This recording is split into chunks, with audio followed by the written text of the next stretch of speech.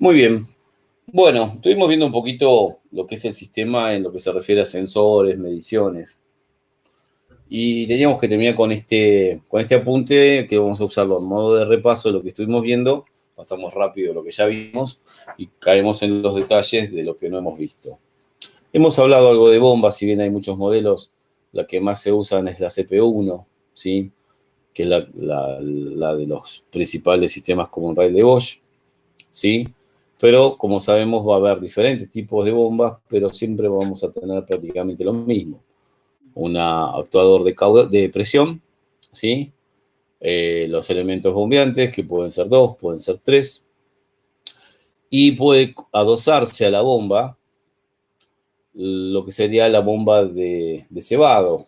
A través del mismo eje de la bomba de alta presión se le pone una bomba de paletas para lograr que ingrese combustible a la parte de los elementos bombeantes. Fíjate que la primera versión era con bomba eléctrica en el tanque y las otras versiones, la CP1H, la CP3, la CP4 principalmente, son bombas que tienen adosado, ¿sí? Esto que está leteado, que es para hacer un poquito también de enfriador del gasoil, lo que sería la bomba de paletas. Ahora, si vamos a lo siguiente, vamos a ver que hay inyectores inductivos y piezoeléctricos, estuvimos hablando un poquito de eso. El comportamiento en cuanto al funcionamiento es similar, nada más que la forma de accionarse en uno es por electromagnetismo, en el caso del inductivo, darle un pico de 80 voltios a un bobinado para generar un campo magnético y permitir retraer una aguja en el retorno del inyector.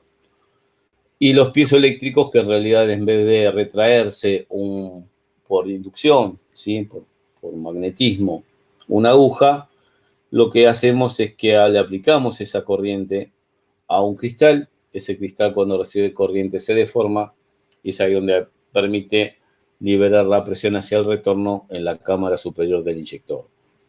Pero en cuanto a lo que se refiere a diagnóstico, es exactamente lo mismo. Incluso los pulsos de inyección, como se ven en los osciloscopios, son similares. Luego vamos a trabajar un poquito con eso también. Bien. Bueno, vimos principalmente Bosch y tendríamos que estar viendo ya otros sistemas.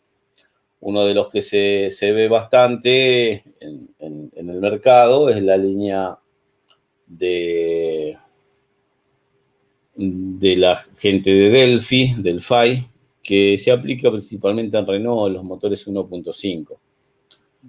El DFP1, la bomba esa Delphi, es la que se utiliza en Clio, Logan, Sandero. Todas estas motorizaciones son 1.5. Podría haber algún Megane también dando vueltas con este motor, K9K se llama.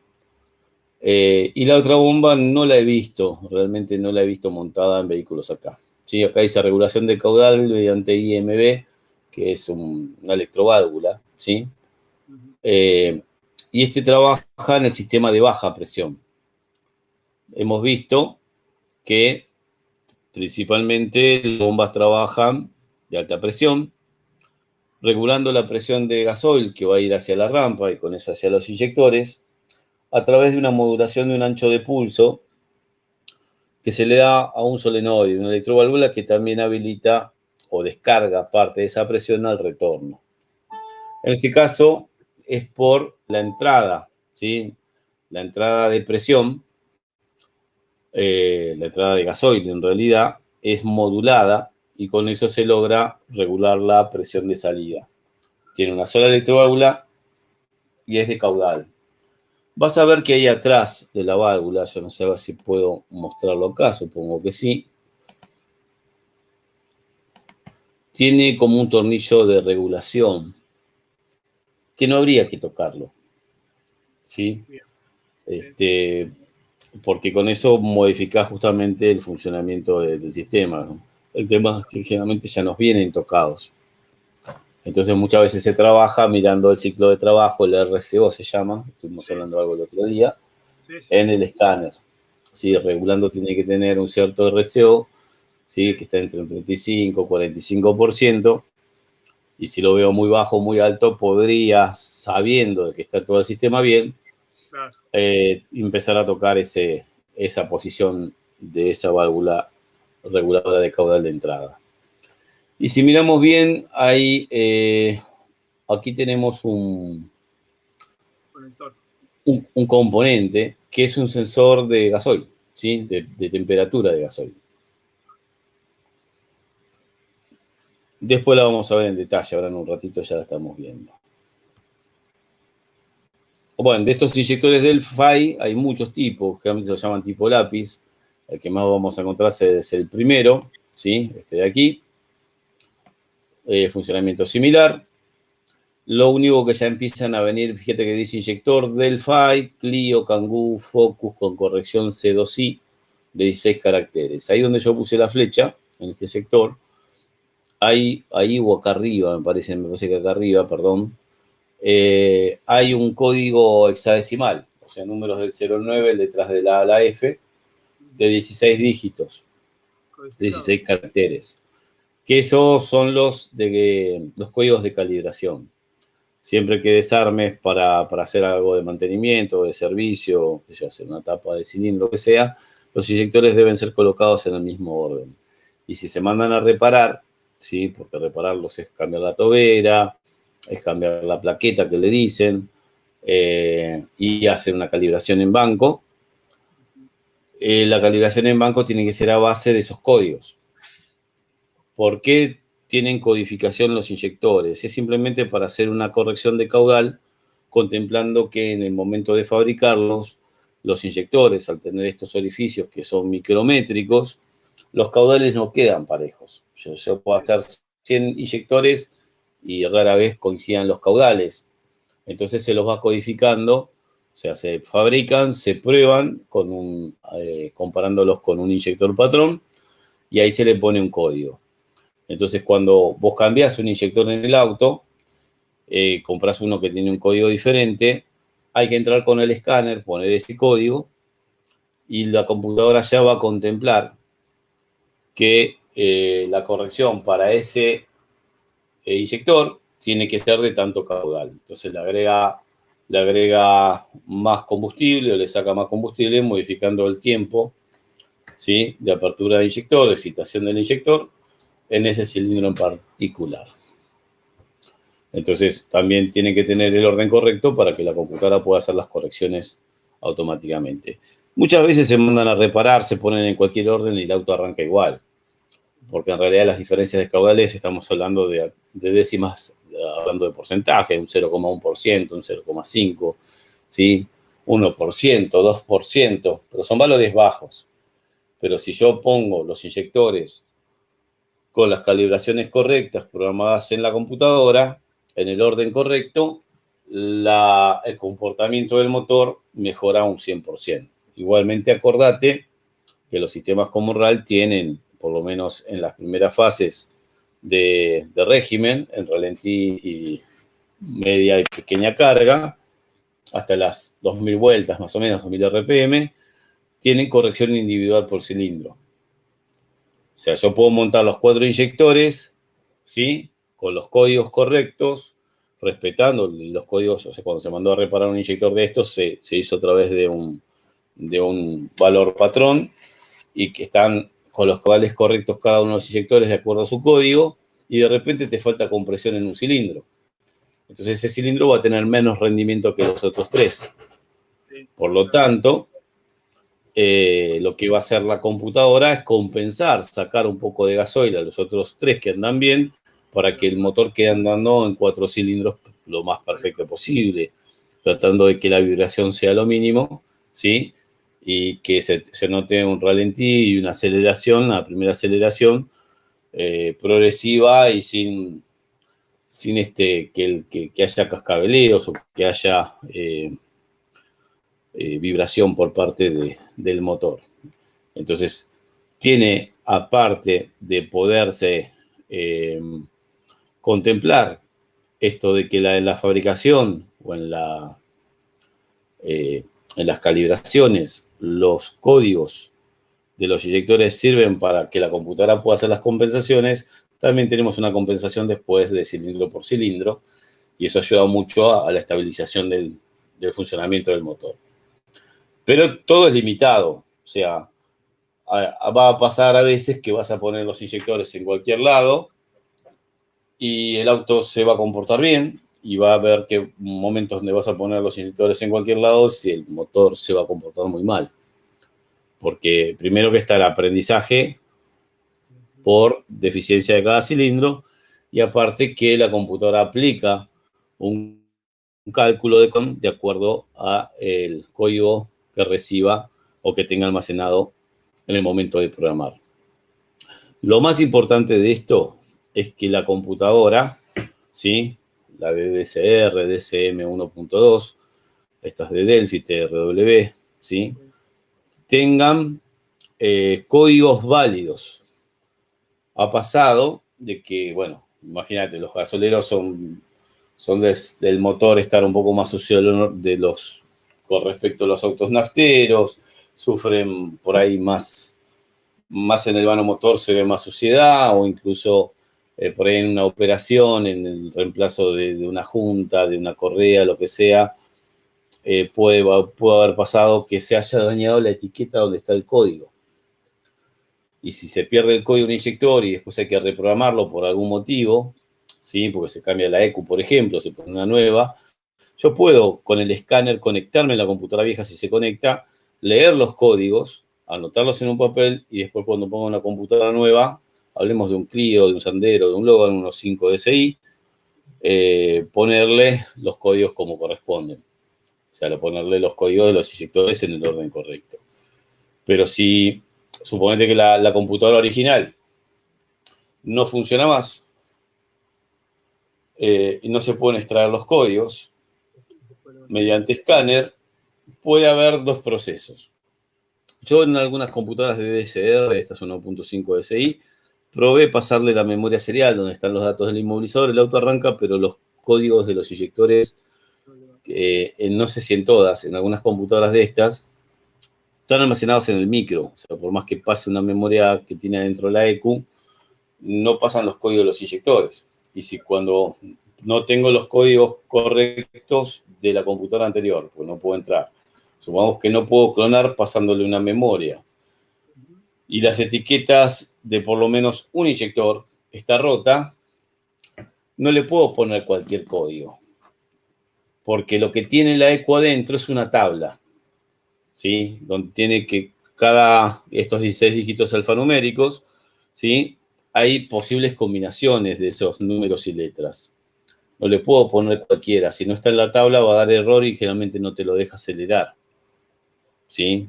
Te lo deja acelerar que lleva 1200 vueltas, o por ahí quedan 1200 vueltas, 1500 vueltas y no te lo deja acelerar más. Entonces, ¿qué se hace muchas veces? Si yo perdí el código de un inyector, le puedo poner con escáner el código del inyector de al lado. O sea, me va a quedar en memoria de la ECU, de los 4 inyectores programados, 2 con el mismo código. Eso sí lo acepta. Entonces ya no se limita, no prende la luz de check, no da un error de codificación de inyectores, porque el código es válido. No sé si se entiende. Sí, está claro, está clarísimo, José Luis. Sí, bueno, lo mismo pasa con Ford. Ford también tiene en los common rail del Focus, del Mondeo, de la Transit, tiene un sistema de Delphi. La EQ es diferente, sí, ya no es como la DSR, pero tiene el mismo proceso de codificación de inyectores. ¿Puede ser que el Laguna 2 también traiga los inyectores codificados con EDC15 y EDC16? ¿O una de las dos? Sí, creo. EDC15 seguro no. EDC16. Sí, EDC16. EDC16 puede ser que sí que venga. También la Toyota Hilux viene con codificación y es un sistema denso. Ah, sí. Que todos los fabricantes optaron por esto porque es la mejor manera de justamente poder hacer correcciones para optimizar el funcionamiento del motor. Claro. ¿Sí? Los inyectores no se pueden fabricar todos con el mismo caudal. No tiene sentido de armar el inyector, probarlo en banco para un fabricante, ¿no? Probarlo en banco y después desarmar el inyector y probar con suplementos para hacer las calibraciones para que queden los 4 parejos. Más a ellos les conviene fabricar en tandas, ¿sí? Y poner el inyector en un banco, probar el caudal y darle un código de acuerdo al caudal que dio. Entonces es más rápido para fabricación. ¿Sí? Bueno, perfecto. Si vos cambiás, reemplazás, por ejemplo, en Renault una computadora de estas, de DCR, DCM 1.2, físicamente son iguales. Sí, pero cambian las programaciones adentro, la arquitectura electrónica de las computadoras son diferentes, pero el sistema en sí, fuera, lo que son los sensores actuales, es prácticamente lo mismo. Cuando compras una computadora a 0 kilómetros, vos pones contacto en estos Renault y se empareja sola con el inmovilizador. Si el inmovilizador reconoce la llave, si la llave es correcta, va a reconocer la EQ y la EQ no tiene ningún código programado. Entonces la central de IMO le manda un código y ese código queda, ¿sí?, teóricamente de por vida. Después se puede resetear la virgen en la computadora. Bueno, eso lo vemos en el curso de DECIMO. O sea, pero al poner contacto... Exacto. En el caso de Renault y algunos Fiat, bueno, Fiat Diesel mucho no hay, también se hace emparejamiento automático. O sea, no habría tanto problema. Ahora, si es un Mondeo, un Focus, las EQs nuevas o virginizadas, que hayan perdido los códigos de los inyectores, bueno, primero hay que emparejar con escáner y después hacer la codificación de inyectores. Así es. Muy bien. Bueno, estas son las bombas Denso. La bomba HP3 es la que vas a encontrar en las Hilux, las primeras generaciones, que tienen 2 elementos bombeados. ¿Cómo? Sí, eso es lo que te iba a preguntar, digo, que es la que viene en la Hilux. Correcto, fíjate, Toyota Hilux, Nissan New Frontier, Chevrolet S10, Mitsubishi 200, Mitsubishi NP300, Mitsubishi o Mazda. Montero, ¿sí? Land Cruiser con 3 émbolos tiene de esa. Y el Toyota Corolla, el viejito, el 2004 en adelante, y la Toyota RAV viene con la HP2. La HP3 tiene solamente un actuador de caudal de entrada, sí, que no se llega a apreciar mucho ahí en esa foto. Tiene un solo, digamos, solenoide que regula la presión, la caudal de entrada a la bomba y con eso se termina regulando la presión de salida. La característica que tienen los sistemas Denso en las Toyota Hilux de primera generación, que la computadora, los pulsos que entrega son pulsos positivos y la bomba tiene, o sea, el solenoide tiene masa permanente. Casi todas las computadoras, claro, manejan con masa, con pulsos de masa a los solenoides. En este caso, los pulsos son positivos. Y en la que se muestra ahí como HP2 del Corolla, hay, vos sabés, inyección austera, ¿sí? Sí. Bueno, ¿viste los inyectores monopunto, los inyectores sumergidos de un Megane 16 válvulas de los viejos que iban embutidos en una rampa? Bueno, las válvulas son similares.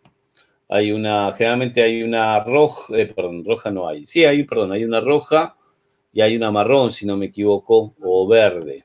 Sí, hay 2 de esas válvulas y en esas bombas una válvula es para limitar el caudal de entrada y la otra es para limitar la presión de salida. Para limitar o controlar, mejor dicho. Así que vas a ver 2 válvulas ahí y es por eso, porque se hace... Combinada. Exacto, siempre combinadas. O sea, pulsos le va a dar la EQ a las 2 válvulas. A las 2 válvulas sincronizadamente, obviamente. Sí. Correcto. Bueno, acá tenemos tipo de inyectores Denso, ¿sí? Toyota Hilux, Nissan New Frontier, el Corolla. El Corolla tiene un conector de 4 terminales.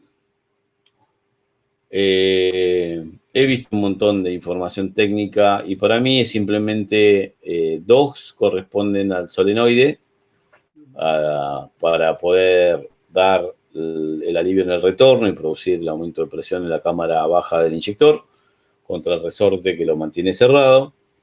Y para mí 2 son un sensor simplemente de que la EQ detecte que la aguja esa se mueve. para poder determinar si el inyector está funcionando o no. Claro. Como una acusa de recibo, digamos. Correcto. Sí, se llama generalmente monitoreo. Por ejemplo, ¿a qué se llama monitoreo cuando se trabaja, cuando se ve la parte de cómo funciona una EQ de inyección? Monitoreo es cuando, por ejemplo, la computadora le manda masa a un relay, pero para saber si el relay funciona, espera por otro pin que cuando pegue ese relay reciba el positivo de ese relay. Claro. Sí, ese positivo... Sí, te escucho. No, está claro. Detecta que el positivo anda o está... Claro, ese positivo no es una alimentación para la ECU, porque tiene su positivo de otras alimentaciones, de contacto, de relay principal.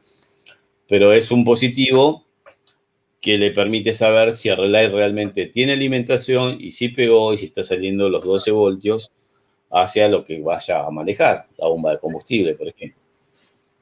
Bueno, perfecto. Y bueno, después la Toyota Hilux 2019 con ese inyector que estamos viendo ahí, los 3 inyectores marca Denso. Estas son tipos de bombas Continental. Continental en realidad es Siemens.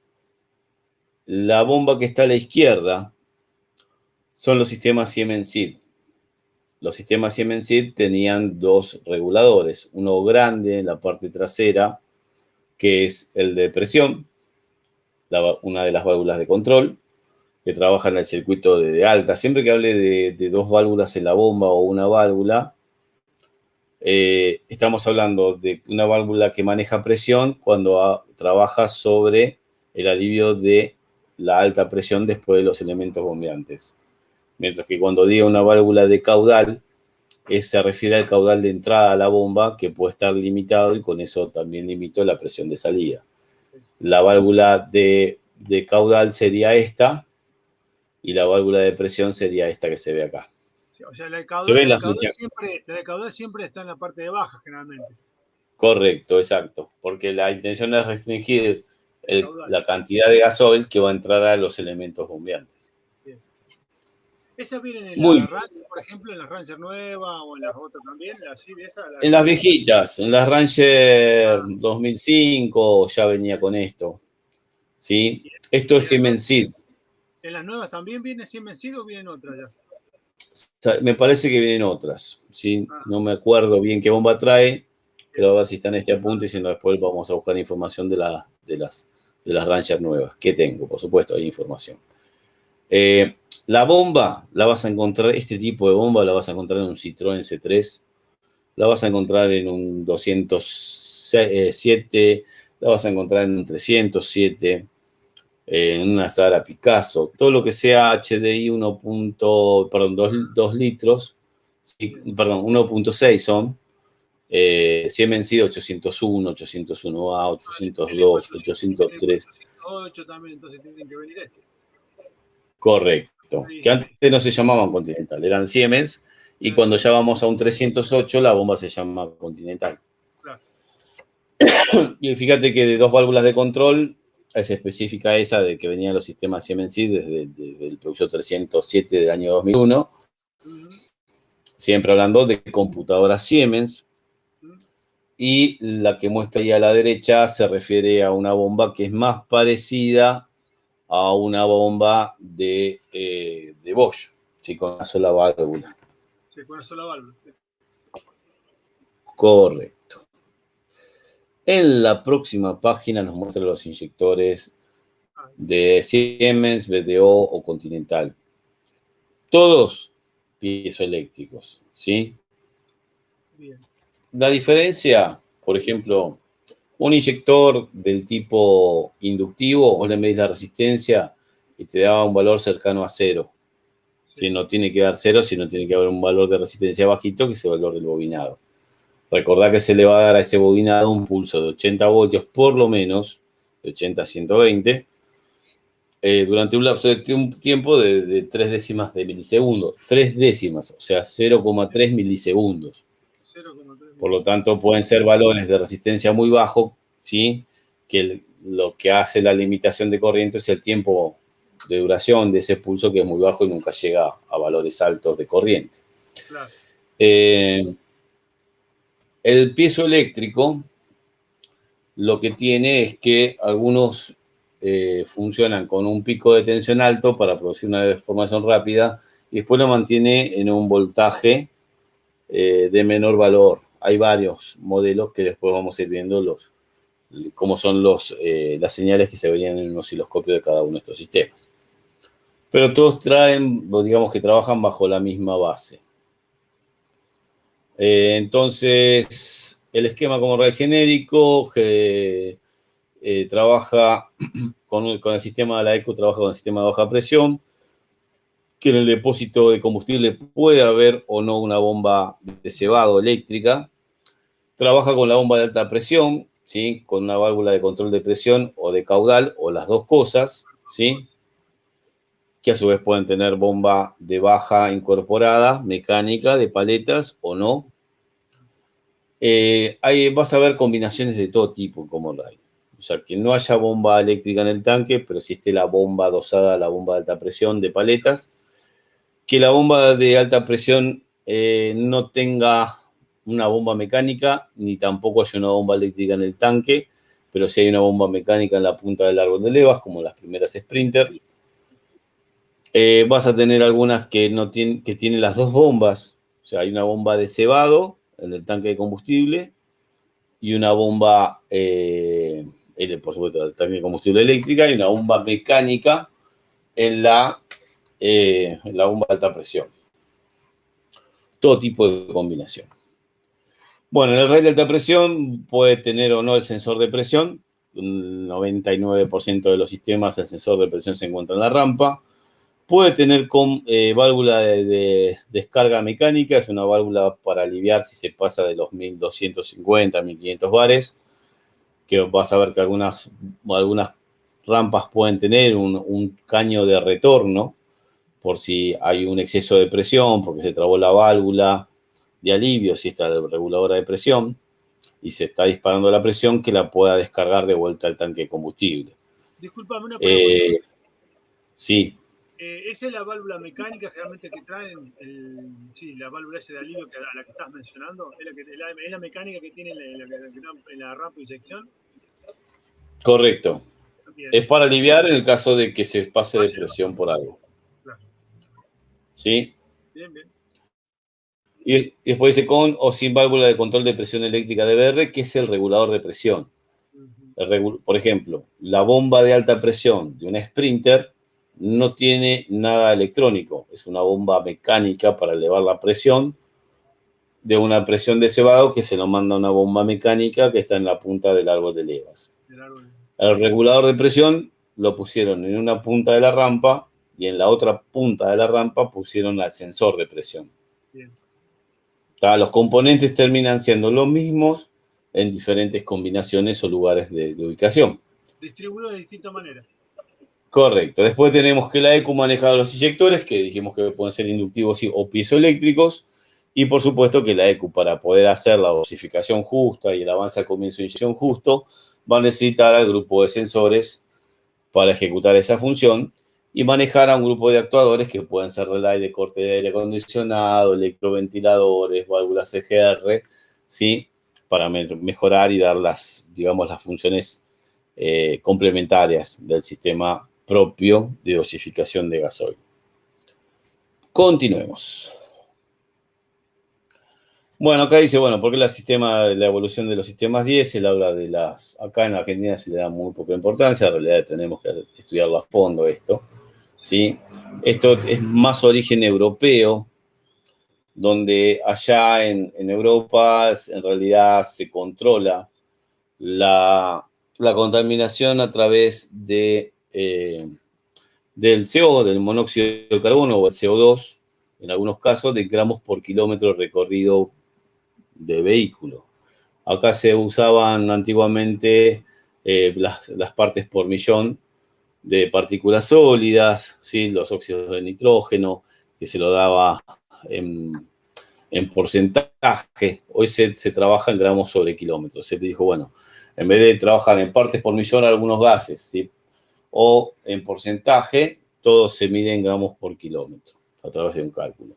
Y fíjate que cada vez fue más estricta las normas del 92, 96, 2000, 2005, 2009, 2014, ¿sí? Que incluso nosotros acá en Argentina estamos usando Euro 4, Euro 3 y Euro 5 hasta ahí, ¿sí? Ahí.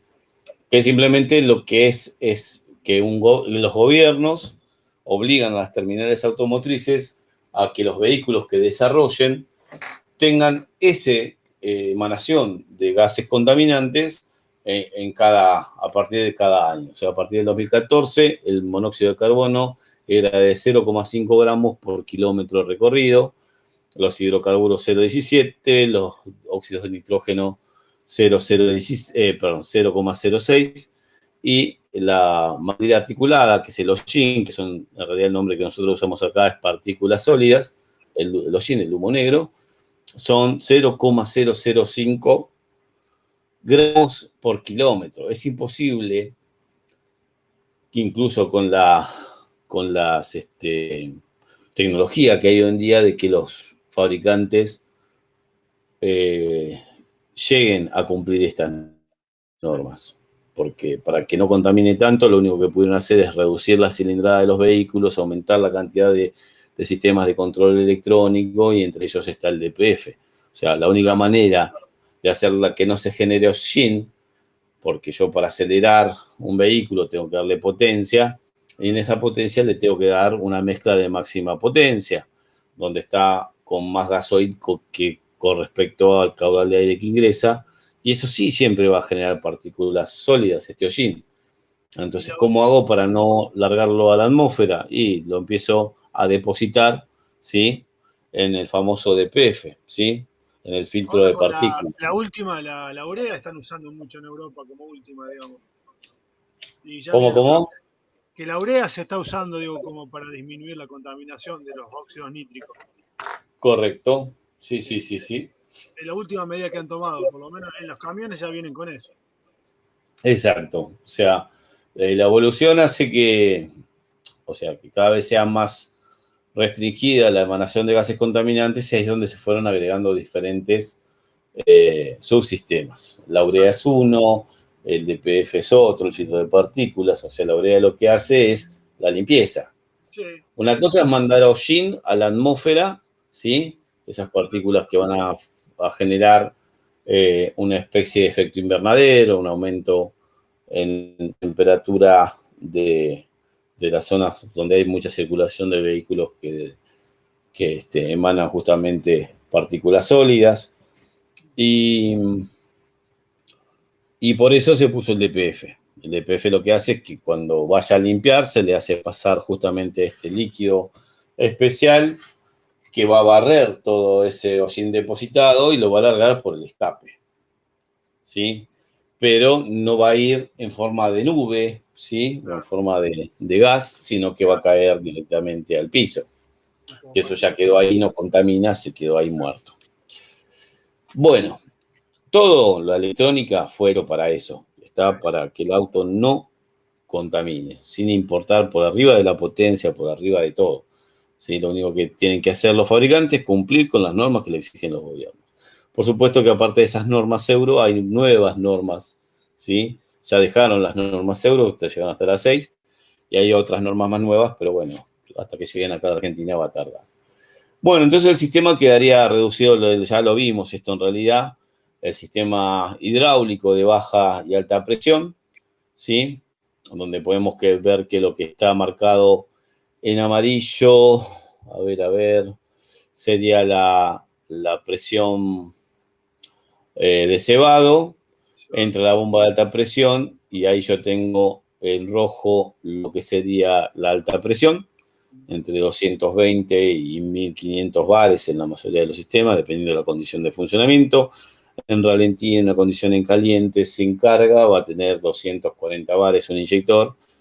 Y cuando estén en una condición de subir una cuesta, pedal a fondo y altas RPM, las más que se puedan, voy a tener los 1500 bares, o 1250 o 1150, o lo que dé cada uno de los sistemas. Y en naranja estarían todos los retornos. Los inyectores tienen retorno, la bomba de alta presión tiene retorno, y puede haber una válvula, ¿sí? En la rampa mecánica ¿sí? Para el retorno también. O un regulador de presión, ¿sí?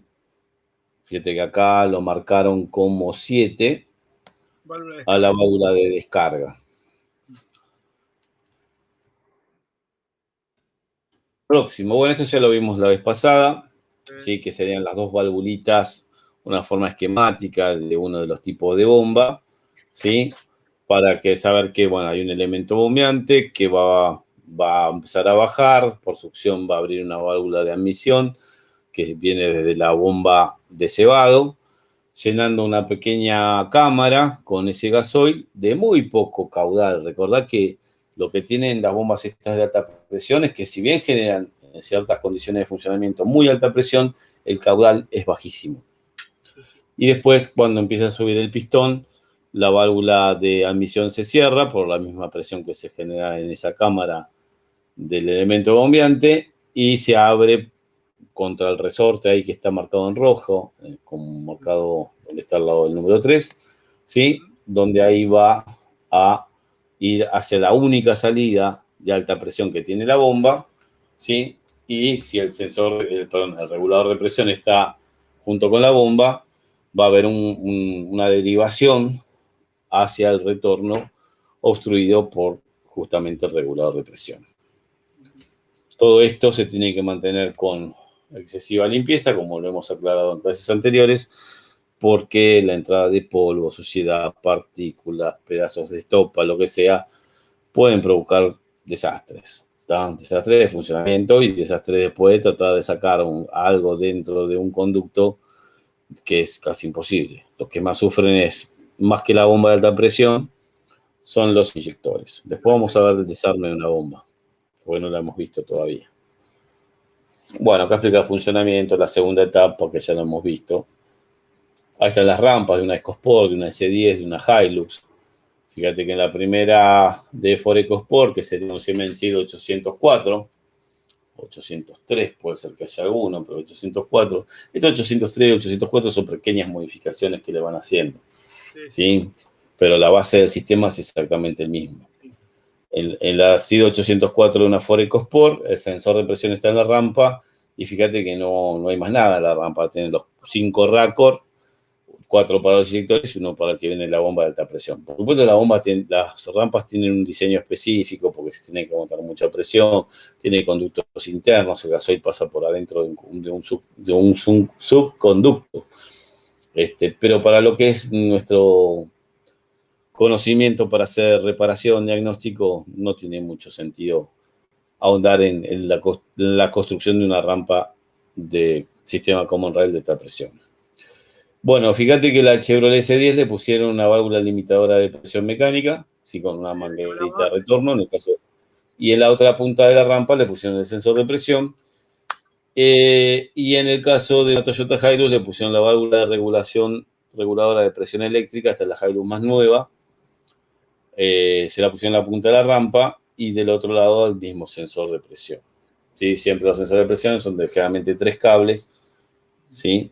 Que son los 5 volts, la masa y la señal, y la mayoría de estos sistemas, cuando pones contacto, que no hay nada de presión, hasta la presión atmosférica, marcan aproximadamente 0,5 voltios.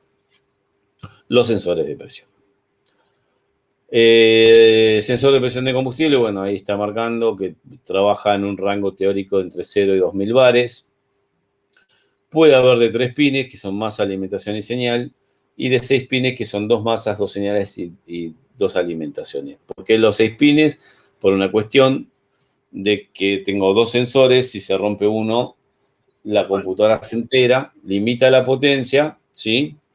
Y permite al vehículo seguir funcionando con un sensor, limitada la potencia, porque no sabe si ese sensor único que quedó da la presión correcta. Porque fíjate una de las cosas que puede pasar. Imagínate que un sensor funciona, permite marcar hasta 400 bares, pero a partir de los 400 bares se quedó ahí. No sigue marcando 500, 600, 700, sino que la presión sigue subiendo en realidad, pero el sensor ya no lo marca. Por deformación del material piezoeléctrico que tiene adentro el sensor. Acuérdate que esto es como un map, pero nada más que trabaja con presiones muchísimo más grandes. Y puede pasar que se quede un sensor marcando hasta un cierto valor.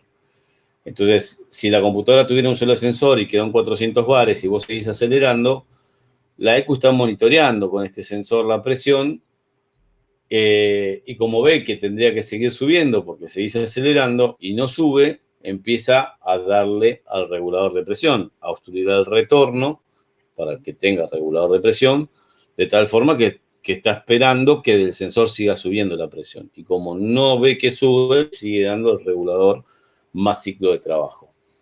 La presión se puede ir al máximo, 1250 bares, 1500 bares, y para la computadora está marcando lo que marca el sensor.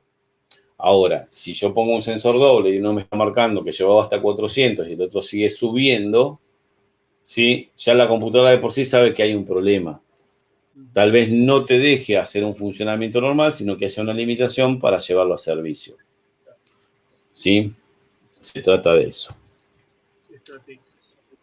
Bien, acá tenemos, por ejemplo, para los sensores Bosch de 3 terminales, Delphi y Siemens, utilizan prácticamente la misma tabla. 0 bar de presión se refiere a presión relativa a la presión atmosférica. En realidad, la presión nuestra es un bar. 1013 milibares es prácticamente un bar. Pero arranca marcando 0 de presión a partir de la presión atmosférica. Entre 0,46 y 0,54, cuando el auto esté regulando, que va a tener entre 230 y 260 bares, va a tener entre 1 y 1,3 voltios, y así sucesivamente hasta llegar a un valor de máxima presión, ¿sí? Que en algunos sistemas llega a 1150, en otros a 1250 y otros a 1550. Muy bien, esto ya lo habíamos visto.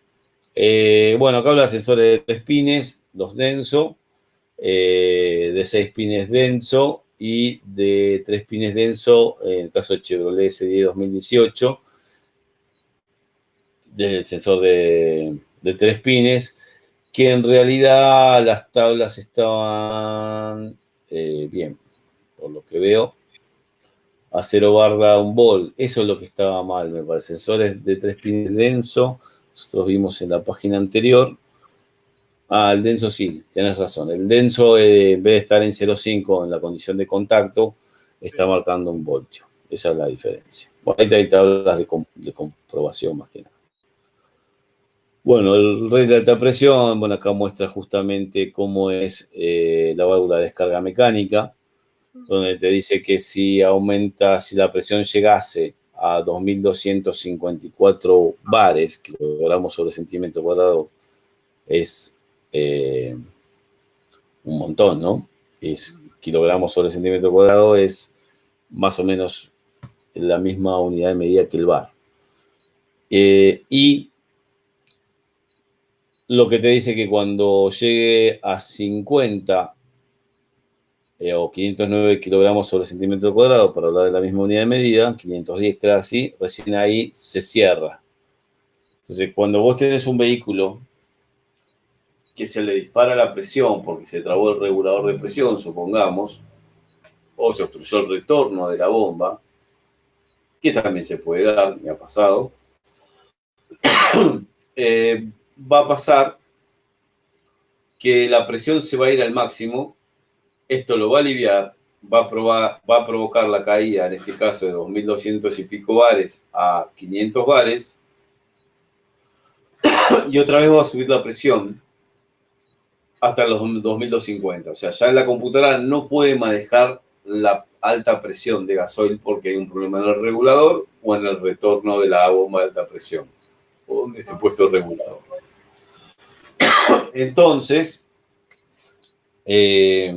vos vas a tener que la presión sube y baja permanentemente. Vos sabés que yo, el último problema que tuve con esto, con una de estos sistemas, fue de una Nissan Frontier. Que la Nissan Frontier vos le dabas arranque y monitoreaba con osciloscopio la señal del sensor de presión y monitoreaba el ciclo de trabajo que mandaba la ECU al regulador. ¿Sí? Sí. Y tenía esto, a ver si lo puedo poner acá en pantalla. Supongo que sí, voy a poder. Nissan Frontier tiene un sistema de C16, C9 como lo tiene la Chevrolet C10. No la última de todas, sino la anterior. El regular, o sea, lo normal es que uno tenga que, si vos estás monitoreando con un osciloscopio el sensor de presión, vos tenés 0,5 voltios. Vamos a ponerlo, el osciloscopio casi lo pondría en barrido lento. Barrido lento significa que cada división del osciloscopio sea, por ejemplo, un segundo.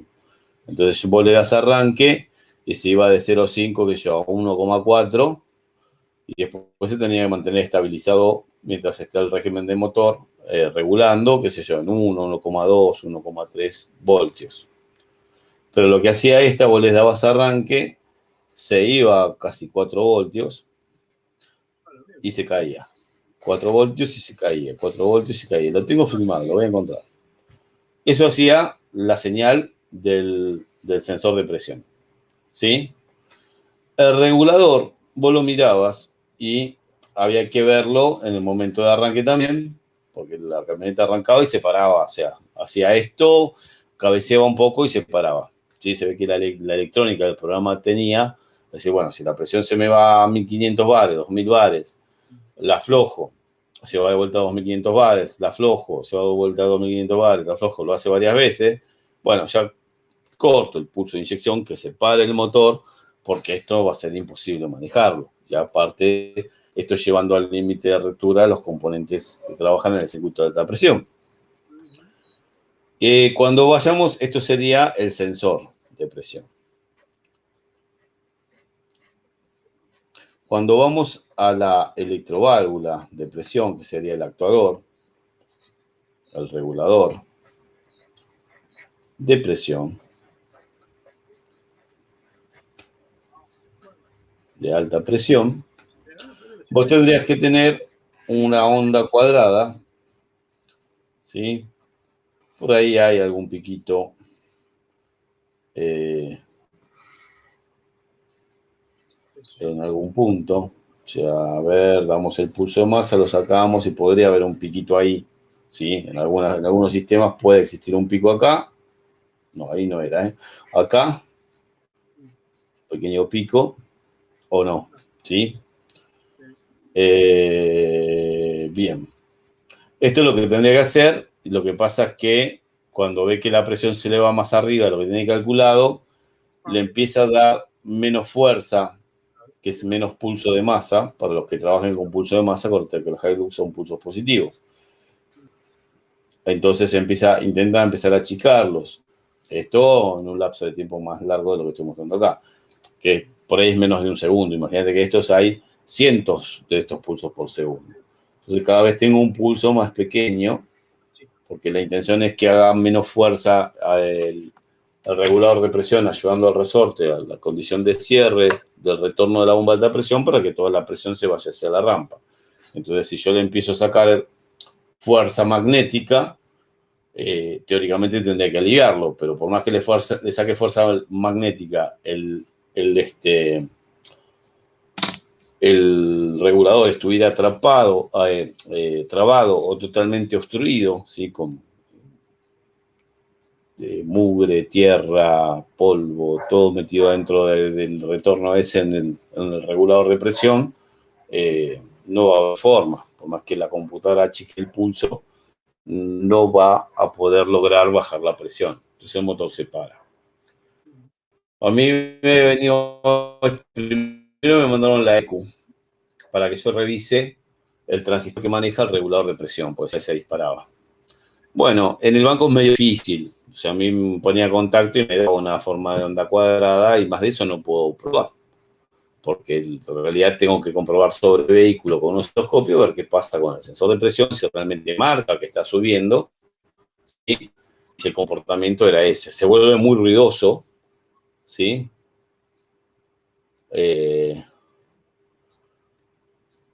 Se vuelve muy ruidoso el motor cuando sube la presión a tanto valor. Aparte está cambiando de 500 a 1500. El 500, bueno, a 2000.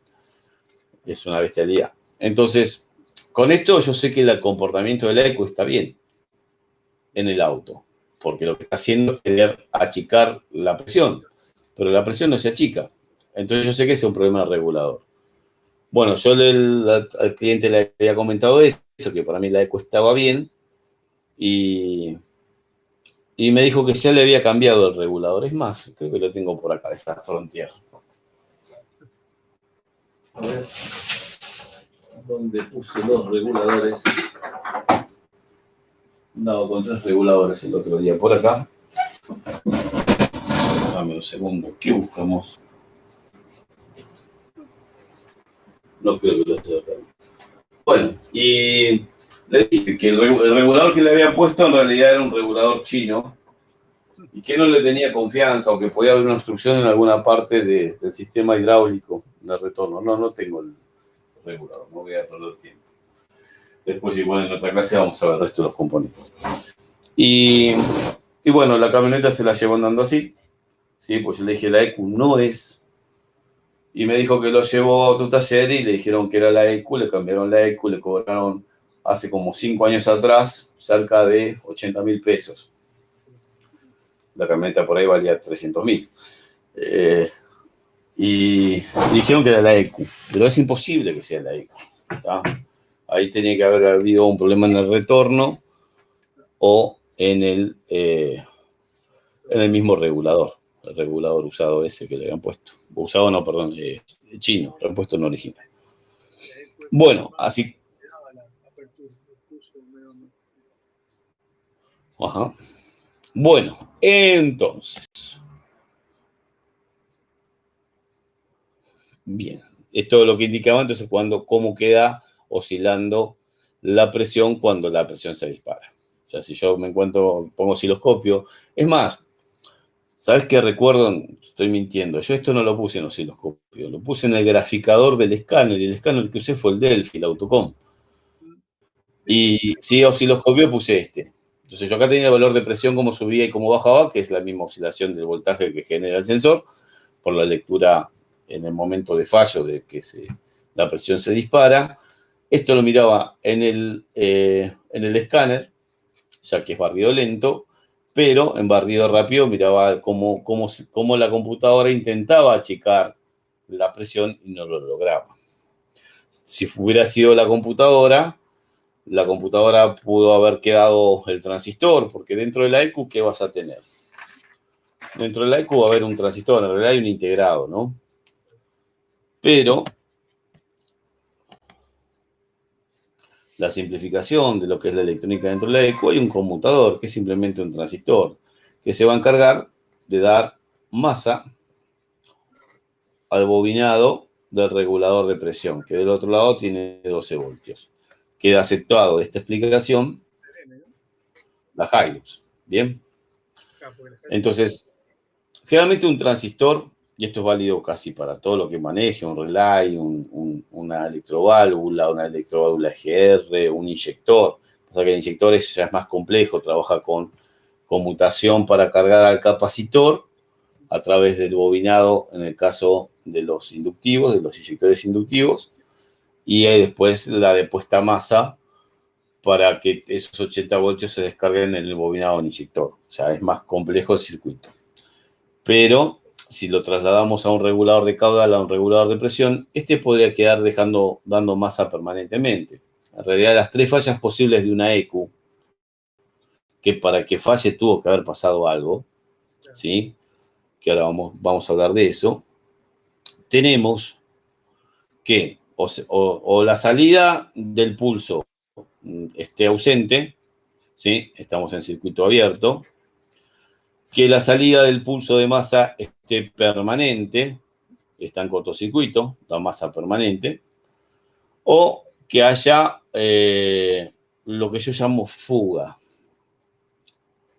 ¿Qué es fuga? Fuga, esto es la misma explicación cuando se trabaja con un sistema de inyección a gasolina, naftero, con respecto a inyectores, relay, etcétera, etcétera, etcétera. Todo lo que la computadora maneja un pulso de masa puede pasar esto con el transistor o el integrado que se encarga de dar los pulsos, ¿sí? O sea, que esté ok, que ok sería, en este caso, el pulsito con ese pico de inducción presente o ausente.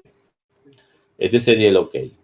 En circuito abierto, yo tendría siempre una línea en 12 voltios, porque los 12 voltios vienen por acá, nunca aparece el pulso de masa, y por retorno siempre tengo 12 voltios.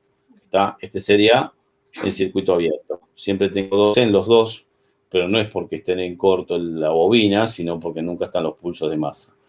Ojo con esta señal que la computadora puede estar anulando el funcionamiento de la generación de pulsos de masa porque está detectando un problema grave. Entonces, yo acá analizaría, si me encuentro con esto, analizaría los códigos de falla. ¿Está? Si hay un código de falla que se refiere a un problema en un inyector, primero solucionar el problema del inyector. Porque depende de la programación de la EQ, de que la haya programado, dice, bueno, si yo me encuentro que un inyector queda con el retorno abierto o mejor dicho, hay un problema de combustión o de falla en un cilindro, me conviene parar el motor. Y parar el motor es sacar el manejo del regulador de presión y dejarle de dar pulso de inyección. Lo que pasa es que es tan rápido todo cuando se para el motor, o sea, venía haciendo esto y de repente me encuentro con esto. O sea, venía andando bien y de repente desapareció el pulso. Esta es la línea de 12 voltios, ¿sí? Que sería esta. Desaparecen los pulsos de masa y se para el motor, por supuesto. Pero ¿qué es? ¿Una causa, una consecuencia o una reacción de la computadora, una condición de estado de emergencia para parar, obligar a parar el motor para protegerlo por sí solo, ¿no? Y por otro lado, puede ser que siempre esté dando masa. A esto lo llamo circuito, cortocircuito. ¿Tá? Hay un cable de masa en corto, con el cable de señal y siempre me está dando masa, o quedó en corto. Diodos, transistores se pueden poner en corto, ¿sí? Entonces manda masa siempre, esto queda activando con su máxima corriente, obstruyendo el retorno en el sistema de alta presión, para los que corresponden a ese sistema, y la presión se dispara. En corto podría llegar, o sea, en corto significa que de siempre pulso de masa, que haga el efecto que habíamos hablado antes, de que observo con el escáner en graficador el comportamiento del sensor de presión y con un osciloscopio veo que el pulso está, entonces yo descarto que sea la EQ. Si la EQ me hubiera mostrado siempre masa, o si la señal me hubiera mostrado siempre masa, podría ser o cortocircuito masa en el cableado o cortocircuito en el integrado, en el driver que maneja a los pulsos de masa a ese regulador. Entonces yo puedo saber si es la EQ, ¿sí? Fuera o si no es la EQ, te lo expulso, sería este.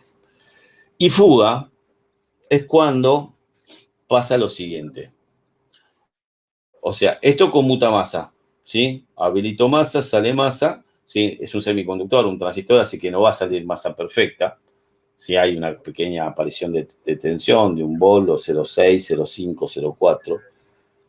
Pero el pulso va a pasar esto. Le doy el pulso de masa y lo pierdo, ¿sí?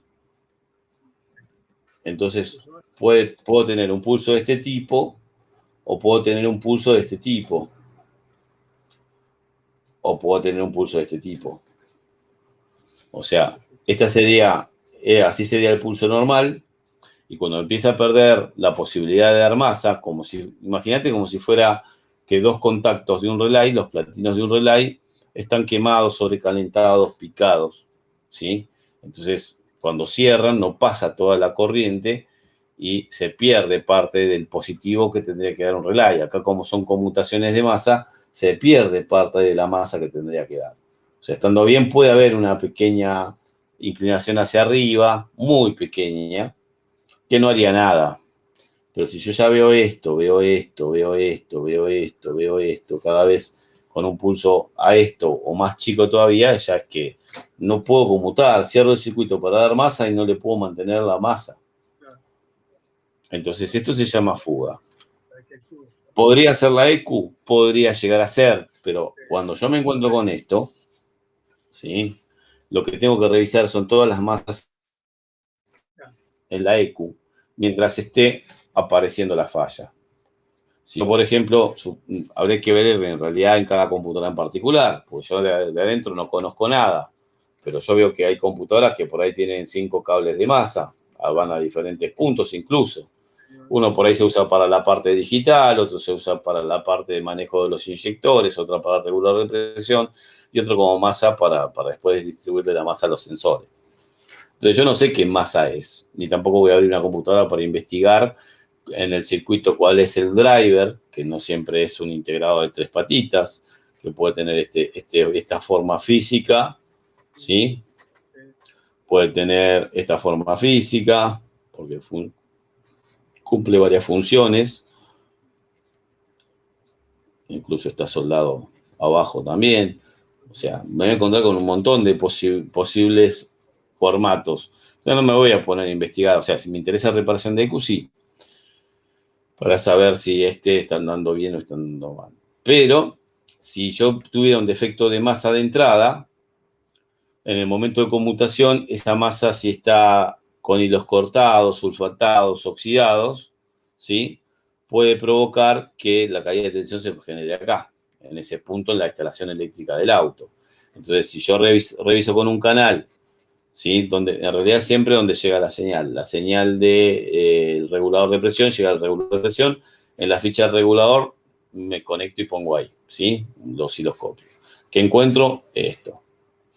Con la otra punta de osciloscopio vengo a las masas, pruebo una por una porque no sé cuál está conectada. Yo no tengo, en primera instancia no tendría acceso dentro de la EQ.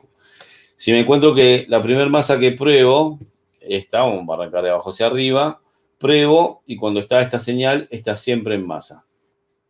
Voy a la segunda, está siempre en masa, porque estamos con respecto, acordate que el osciloscopio, vos tenés, sea cual fuera, que los dos cables tienen su punta de medición y el cocodrilo de masa es común para los dos. O sea, estamos mirando los dos canales, uno en el regulador de presión, en la ficha de regulador de presión, todo conectado con la falla presente, y el otro, que tendríamos que tener esta falla, ¿sí?, para discriminar si realmente es un problema de EQ o un problema de instalación eléctrica, podría ser de esta masa. Entonces voy probando y pruebo la primera está perfecta, la segunda está perfecta, la tercera por ahí hace un pico hacia arriba, pero fuera del momento de disparo del pulso. Entonces no podría decir que esta masa está perdiéndose masa por un problema de los pulsos al regulador. Porque si hubiera un problema en la masa de entrada, ¿sí?, que va hacia el circuito, que va a manejar, va a conmutar esos pulsos de masa al regulador, cuando se le da el pico de masa acá, se pierde parte de masa acá.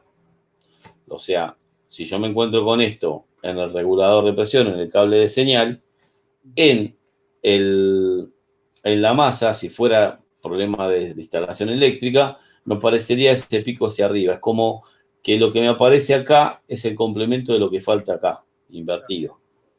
¿Está? Entonces, la aparición de un pulso positivo en una masa de entrada en la EQ está diciendo que esa masa está mala. Así que se le puede dar masa por afuera, sí, se le puede dar masa por afuera para probar. Esto puede hacer que no te arranque el vehículo, que no acelere, que dé un código y no acelere más, que el auto arranque y se pare. ¿Qué va? ¿Cómo? ¿Me estás hablando? Sí, estaba explicándoles a mi hijo que como que se degrada la masa y sube el voltaje de esa masa. Por eso no tiene el potencial necesario. Exacto. Esto es así. Para explicarlo de la manera... Está mal dicho que aparece un positivo en la masa o aparece una masa en el positivo. Pero vamos a un ejemplo bien sencillo, ¿sí? Vos tenés una batería de un auto, 12 voltios. Tenés los dos bornes puestos acá y pusiste cables con una lamparita. ¿Sí? El símbolo de una lamparita en un esquema eléctrico es este. Si yo mido entre este punto, que es el negativo de batería, este es el positivo, y tengo la tensión de batería con un multímetro. Si mido entre este y esto es masa, esto es masa. El valor que me va a mostrar el tester entre masa y masa, si lo pongo el selector de un multímetro en función voltaje, ¿cuánto sería? Cero. Cero, porque es un cable. Claro. Pero ¿qué pasa si yo corto el cable? Tengo 12. 12, porque ahora yo acá tengo los 12 voltios que vienen por acá, entran por acá, supongamos que fuera una lamparita vieja de filamento de tungsteno, y aparecen 12 voltios acá. Si fuera un LED pasa lo mismo, ¿tá? La corriente pasa de un punto al otro porque no tiene a dónde caerse a masa. Entonces yo acá tengo 12 voltios y acá tengo masa y me muestra 12 voltios cuando la masa es malísima, no existe, está el cable cortado. Quiere decir que en una condición de excelente conducción, el cable impecable me va a mostrar 0 voltios, pero en una condición totalmente fallida, ¿sí? Un cable cortado me va a mostrar la tensión de la fuente. Cualquier condición intermedia entre los dos, 0,5 voltios, 0,2, 1 voltio, 2 voltios, va a depender de la resistencia que se esté provocando. Y esa resistencia puede ser sulfato, oxidación, corrosión y los cortados. ¿Sí? Cables sobrecalentados, etcétera. ¿Tá? Todo esto va a producir una resistencia al paso de la corriente. Y es como que a veces yo digo, bueno, yo puedo poner un caño, un separador, un pistoncito, poner acá un líquido tenido de rojo y acá un líquido tenido de azul. Si los dos tienen la misma fuerza, el pistón se queda en su lugar, pero si uno tiene más fuerza que el otro, porque hay una limitación, qué sé yo, empieza a obstruir este caño, entonces va a ser más fuerte el rojo y el pistón se va a desplazar para allá. Lo mismo pasa con los, digamos, en una teoría mal explicada, pero muy entendible, pasaría con los electrones. Los electrones no los vemos, no tenemos que imaginar que es así, y a veces entendiéndolo cómo funciona un fluido, ¿sí? Un sistema hidráulico, neumático, estamos hablando de lo mismo, ya que corriente eléctrica significa el flujo de electrones a través de un conductor. Cuando definimos lo que es corriente eléctrica, decimos es el flujo de electrones a través de un conductor. Si decimos que es un flujo de electrones, quiere decir que los electrones es un fluido. Por eso le decimos flujo. Y si es un fluido, entonces se va a comportar como un fluido, como se comporta el aire, como se comporta el agua o cualquier otro líquido o gas. Bueno, después cada fluido tiene su comportamiento, porque al final el vidrio también es un fluido, ¿sí? No es un sólido. Pero bueno, esto no tiene un punto límite en nada. La electricidad es algo que no se ve, es lo que más difícil se trata de entender, pero explicándolo con ciertos conceptos, llevándolo a cosas que son conocidas, tal vez nos permiten entenderla mejor. Acá es fundamental. O sea, fíjate que hoy un auto es pura electrónica, ¿sí? Y todavía no estamos hablando de los autos 100% eléctricos, que espero que vengan rápido a la Argentina. Pronto. ¿Sí? Están haciendo un proyecto para que se conviertan los utilitarios, Kangoo, Partner, Berlingo, se puede hacer la conversión a autoeléctrico, sacarle el motor a combustión y ponerle un eléctrico. El problema son las baterías en la Argentina. O sea, van a tener una autonomía de 100 kilómetros, como lo tenía la Kangoo eléctrica, que no resultó. En la Argentina no resultó por el alto valor. Y en Europa se usa mucho el diésel porque en realidad es el que menos contamina por gramos por kilómetro recorrido. Sí, yo me acuerdo haber alquilado un 308 en el 2014, un 308 en España. Common Rail, creo que el motor era 1.3. ¿Sí? Common Rail turbo, donde vos a cada semáforo cuando pisabas el freno el motor se paraba, tenía el sistema stop, start, que recién ahora se está implementando acá en los 308, en los 3008, 5008, que cada vez que vos parás en un semáforo se para el motor para que no contamine en ese lapso de tiempo.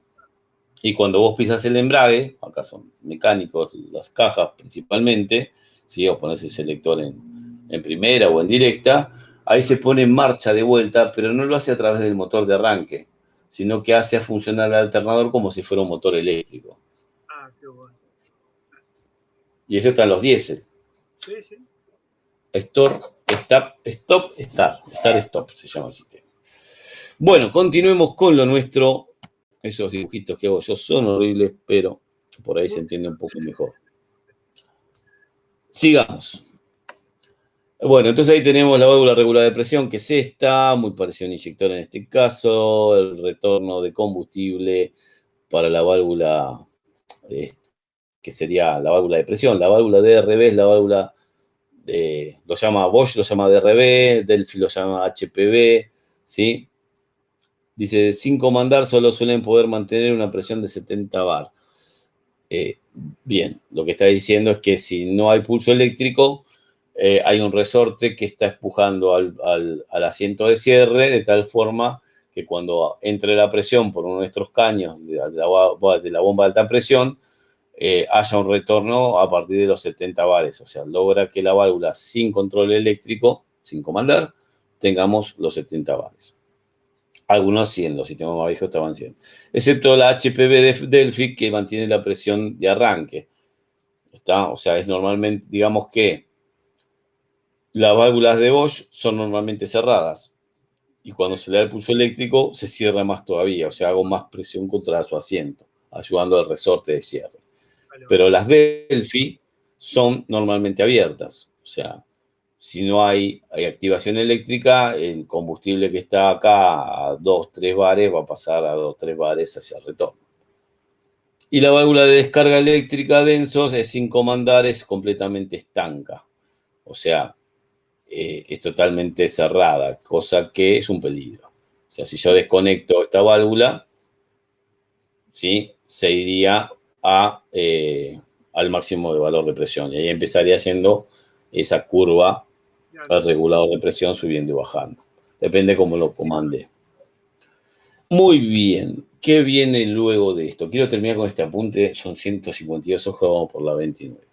Pero vamos a modo de repaso porque ya empezamos a ver otros sistemas. ¿Sí? Estamos mezclando los sistemas en un solo apunte de la gente de López y López del curso que dieron, que está bastante bueno. Bueno, después tenemos la válvula reguladora de presión. Dice, a menor excitación de la válvula, menor es la presión, ya lo sabemos. Menor excitación se refiere a darle un ciclo de trabajo menor, darle un pulso de masa más pequeño. Y mayor el caudal de combustible derivado del retorno. Eso lo sabemos perfecto. Esté en la rampa o esté en la bomba, lo mismo. A mayor excitación de la válvula, mayor es la presión del rey y menor el caudal de combustible derivado del retorno. Bueno, la CP1, que tiene 3 elementos dispuestos cada 120 grados, ¿sí?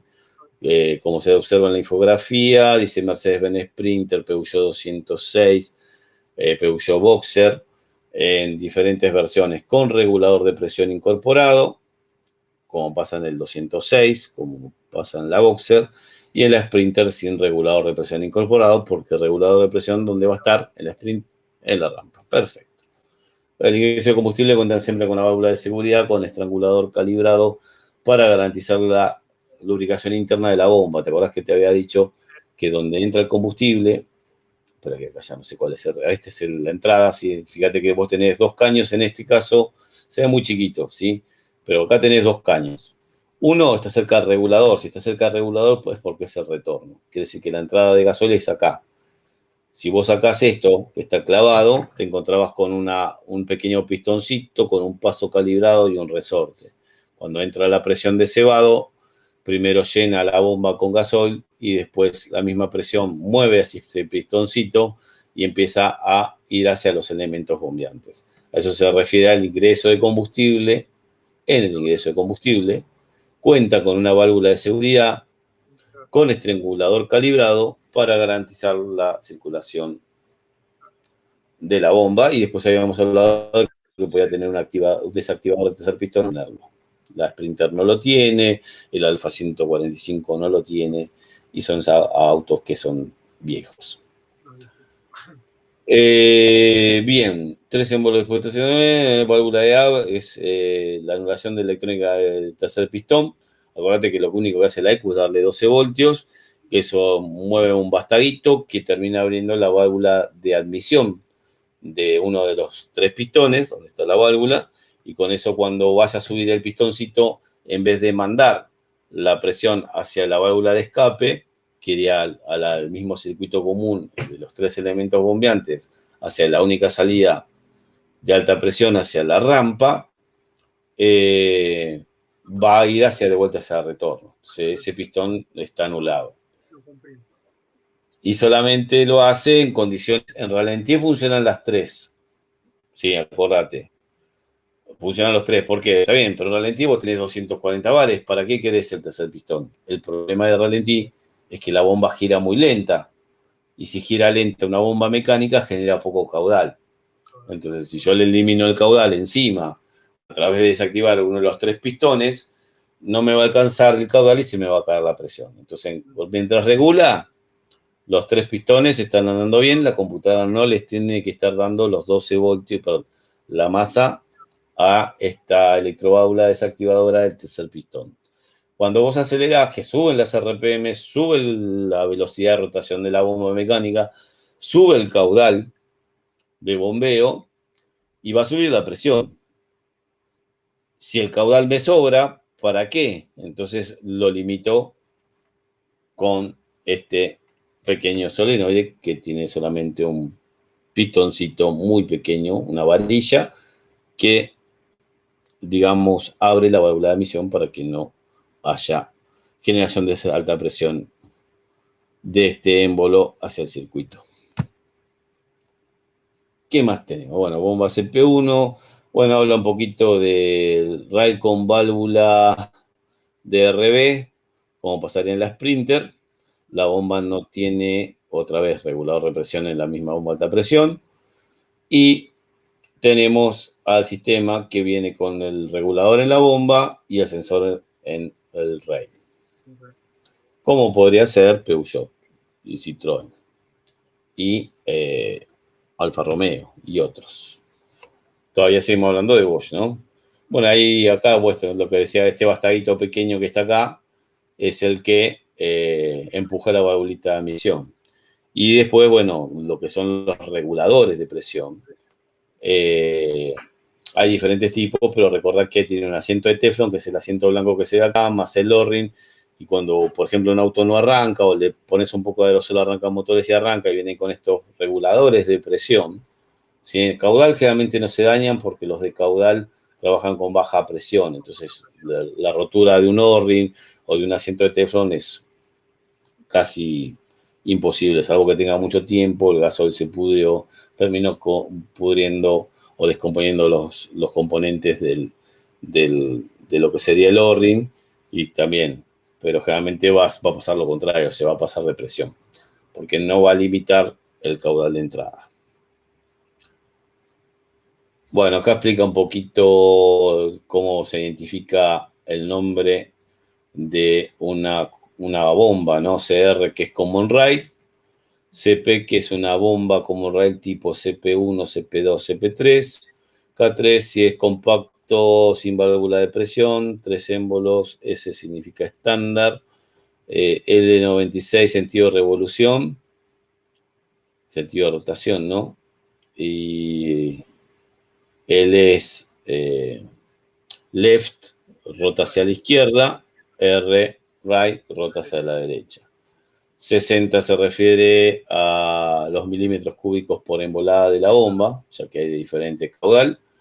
El tamaño de la bomba y componentes auxiliares que habría que ver a qué se refiere. Y el corte de la bomba total. Esta es la valvulita que dijimos que es la que permite primero llenar de gasoil para la lubricación adentro. Esta de acá, ¿no? ¿Se ve la flechita que pongo, no? Sí, está clarito. ¿Sí? Bueno, le voy a cambiar los colores. Bueno, después pasa, una vez se llena, pasa los elementos bombeantes. De los elementos bombeantes, cuando baja y sube el pistoncito, va al circuito de alta presión, va hacia la salida del rail y después se regula hacia el retorno a través del regulador de presión. Esto se entiende perfecto, ¿verdad? Porque después todas las otras bombas van a ser similares. O sea, cambian, vos mirá los diseños o la forma física de las bombas y son diferentes. Pero tienen el mismo concepto todas. Y acá, bueno, ya hay una interconexión de componentes. Se ve que el que hizo el apunte se le falló la impresora, ¿no? Es así. El 1 es el inyector, el sensor de presión, el 3 es la rampa, el 4 es la válvula desactivadora del tercer pistón, que puede no estar presente. Esto de la desactivadora del tercer pistón solamente existió en esas bombas Bosch CP1 nada más, y en algunas. El 5 es la válvula también de presión, en el caso que puede tenerla o no en la bomba. El 5, como dijimos eso. El 6, esto sería, por ejemplo, una Sprinter, ¿no? Que tiene el regulador de presión en la... el 6 es el sensor de temperatura de gasoil, que generalmente en los retornos hay una pequeña rampita donde se juntan los 3 retornos, ¿sí? El del inyector, el de la bomba de alta presión y el de la rampa si tuviera. Y lo deriva a una rampita donde está un sensor de temperatura de gasoil, que dijimos que era muy importante. El 7 es el filtro, el 8 es el tanque de combustible, el 9 es una bomba mecánica adosada en la punta del árbol de levas, esto es de Sprinter, lo llaman ZP, son siglas en alemán, por eso es que aparece mucho las Z, las G, las H, ¿sí?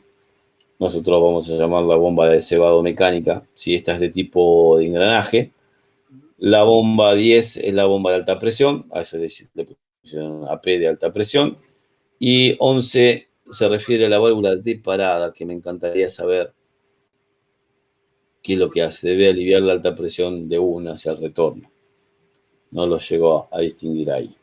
O sea, vamos a tener pequeñas diferencias entre los sistemas en cuanto a esto. Generalmente no hay una válvula de detención de parada. O sea, el auto viene en marcha, el motor viene en marcha, y cuando vos sacas contacto, se cierran los inyectores, se deja de dar pulso a la válvula de alta presión, al regulador de presión, y el motor se para. De presión de inyección. Correcto. Bueno, la CP1H, que viene ya con la bomba, bueno, en este caso de este lado sí, tiene una bomba de cebado mecánica, ¿sí? Viene en Nissan Frontier, en Chevrolet C10, en Peugeot Partner y otros vehículos también. Consta de 3 émbolos dispuestos cada 120, como pasa con las anteriores. Hay variantes con o sin bomba alimentadora integrada, que se refiere a la bomba de cebado mecánica. Y la regulación de caudal se realiza en el ingreso de combustible de la bomba. Quiere decir que son reguladores de caudal de entrada. Exacto. Menos posibilidad que tengan un daño en el O-ring, como habíamos dicho.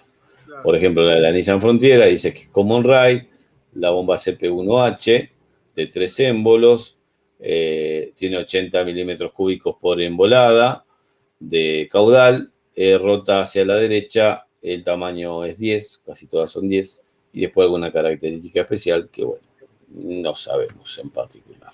Es una nomenclatura de Bosch. Bueno, ahí está mostrando la válvula, la llama M-Prop. No le vamos a poner, porque acá fíjate, Cub y M-Prop. La válvula Cub regula la lubricación interna de la bomba y el caudal de retorno. ¿Está? ¿Qué es esto? Muy parecido a las bombas que limitaban la presión de transferencia, las bombas rotativas de sistemas viejos mecánicos. Y regula la cantidad de combustible caudal que ingresa a la bomba, ¿sí? La M-Prop, que le pusieron ese nombre ahora para la Frontier. Y bueno, ahí muestra cómo la particularidad, la ausencia de señal de mando, el regulador de presión puede tener dos comportamientos, o una válvula estar diseñada para que sea normalmente abierta, entonces pasaría todo el caudal y el motor arrancaría con la válvula desconectada, pero se pararía cuando se pasara de presión, o normalmente cerrado, que si está desconectado no hay caudal a la parte de alta presión y por lo tanto el auto ni arranca. Y la unidad de mando modula la señal del tipo PWM, Pulse Wide Modulation, que son estos pulsos de masa que estuvimos hablando en la teoría aquí. Eso es PWM. Bueno, ahí vemos el desgaste en los engranajes de la bomba de baja presión de cebado, en el caso de un Sprinter o bombas que utilicen este tipo de bomba de cebado, ¿no? Donde te muestra que el diente tiene que estar perfecto y que no puede estar ni picado ni desgastado, porque eso va a significar que no va a haber después, ante una exigencia de mucho caudal y de inyección, por ahí no es suficiente abastecimiento de caudal al circuito de baja presión, cosa que es medio raro.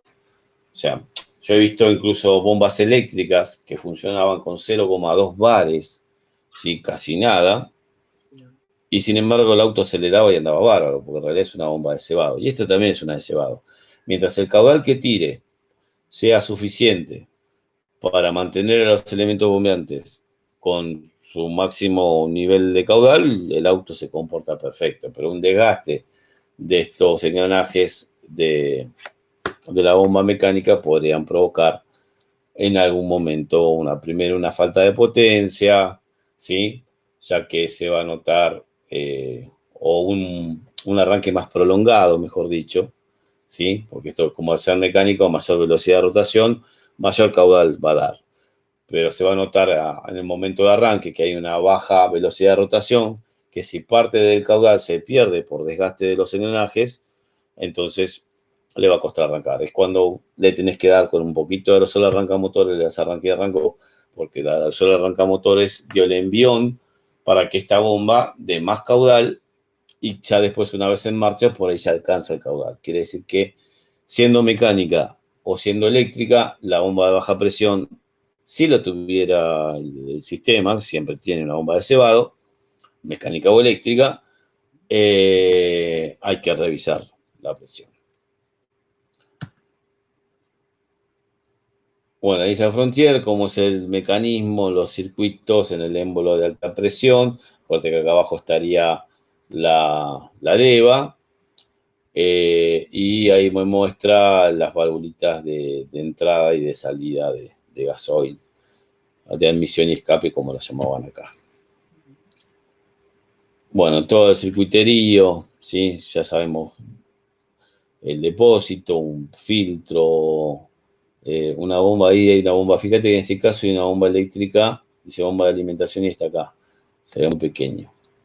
Acá estaría después el filtro, que puede tener un sensor de presencia de agua en el gasol, un calefactor. De ahí va la bomba de alta presión y en rojo ya tengo la alta presión hacia la rampa, hacia los inyectores y un retorno en azul, ¿sí? Que pasa por una... ¿Qué será esto que pusieron acá? Ahí tendría que estar el sensor de temperatura de gasoil, que realmente está en el retorno, y retornaría en este caso al tanque. A veces retorna al mismo filtro. Se tomó como principal retorno llevarlo al tanque porque ayuda también a enfriar el gasoil. Ya estamos terminando, ¿sí? Bueno, comprobación de la bomba de alimentación. Estamos hablando de una Nissan Frontier con sistema de C16, C9, así que también va a ser para la S10 vieja, ¿sí? La Chevrolet S10. Y están midiendo con un manómetro, que es el mismo que usamos para probar presión en los autos nafteros de las bombas eléctricas del tanque, ¿sí? Me están haciendo comprobaciones eléctricas. Me dice comprobación de la bomba de alimentación. Coloque el interruptor de encendido en la posición off y mida la resistencia de la bomba de baja presión. Dice resistencia entre 0,6 a 0,8 ohmios. Si estuviese incorrecta, sustituye la bomba de alimentación de combustible. Sí y no. Yo arrancaría primero por poner el manómetro. Si no tengo presión, después mido la resistencia. Podría medirla. Acordate que lo que estábamos midiendo ahí, y con esta explicación ya terminamos, pero lo que hace es que viene poder continuar más rápidamente con esto. Vos acordate que lo que te pide que midas es lo siguiente. Vos dentro de la bomba va a tener un colector. Yo voy a hacer un colector radial, ¿sí? Recordad que algunos son, cuando los miras de frente, los colectores son así, y el carbón apoya acá, ¿sí? Estas son las delgas. Bueno, tendría que ser más pareja, ¿no? Y en este caso el carbón podría estar en forma radial o axial, apoyando acá los dos carboncitos o apoyando así, no importa. El tema es que cada 180 grados vos vas a tener una espira. Lo que estás haciendo con esa medición es medir que los carbones estén apoyando en cada una de las delgas que tiene soldada la espira a 180 grados con otra delga. Delga es cada una de estas separaciones. Y esto va a estar al otro carbón. Estos dos son lo que digan el positivo y negativo de la bomba. ¿Sí? Entonces te dice que tiene que tener el bobinado, que no es una aspira gruesa, sino que son una bobina. Tiene que tener entre 0,6 y 0,8 ohms. Si un carbón se hubiera quedado trabado en el portacarbón, no apoya y te hubiera dado infinito el tester. O ahí le marca que está overload, está con demasiado valor por arriba del que puede medir, o la I de infinito te marcaría tu tester. Pero generalmente primero ves si hay presión. Si no hay presión, verificas diferentes cosas. Que le lleguen los 12 voltios a la bomba, que le llegue la masa. Y si le llega la masa y los 12 voltios, si no hay presión de baja y no hay caudal tampoco de salida del sistema eléctrico de cebado, entonces, bueno, ya no hay duda de qué es la bomba. A veces le pegas un golpe, se acomoda el carbón y empieza a andar de vuelta. Que, bueno, igualmente la bomba por desgaste hay que cambiarla. ¿Bien? Simple. Muy bien. Entonces, ¿alguna pregunta al respecto? No.